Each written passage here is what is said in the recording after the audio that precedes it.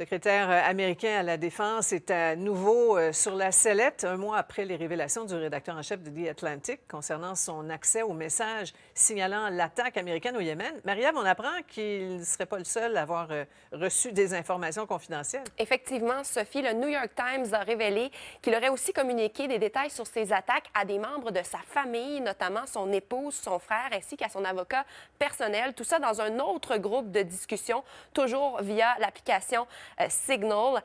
Alors, au total, à une dizaine de personnes de son entourage, il aurait partagé l'horaire des vols des avions de chasse qui allaient frapper au Yémen à peine quelques heures plus tard. Donc, ça s'est déroulé à peu près au même moment où le rédacteur en chef de The Atlantic a lui aussi reçu des messages qui lui étaient pas, en fait, n'y étaient pas destinés. Il avait été ajouté par erreur à un groupe de dirigeants qui partageaient des informations classifiées.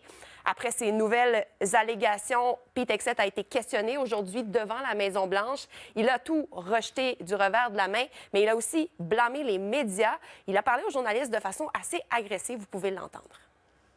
This is what the media does. They take anonymous sources from disgruntled former employees, and then they try to slash and burn people and ruin their reputations. Not going to work with me, because we're changing the Defense Department, putting the Pentagon back in the hands of warfighters, and anonymous smears from disgruntled former employees on old news doesn't matter.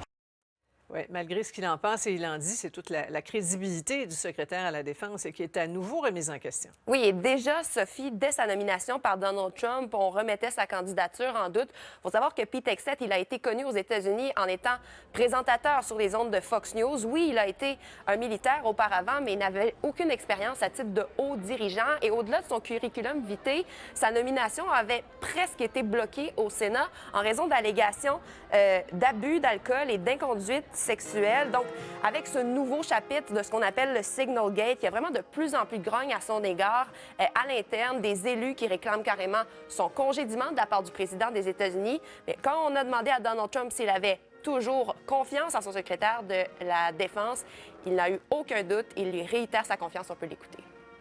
Pete's doing a great job. Everybody's happy with him. We have the highest recruitment numbers I think we've had in 28 years. No, he's doing a great job. It's just fake news.